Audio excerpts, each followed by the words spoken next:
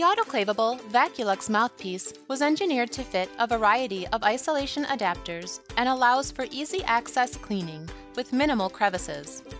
Featuring a negative pressure evacuation chamber and a liquid rollover edge to capture escaping fluids, the VacuLUX was designed for high performance.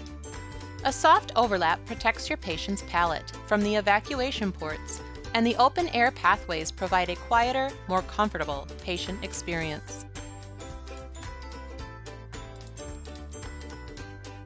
To connect the mouthpiece to your adapter, first lubricate the mouthpiece by spraying a mixture of air and water inside the coupling end.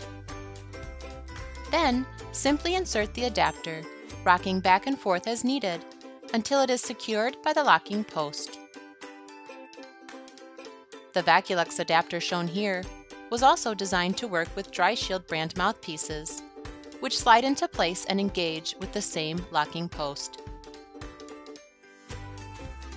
This VacuLUX adapter, designed to work with both VacuLUX and Zyris or Isolite mouthpieces, has two locking posts which securely hold either brand in place.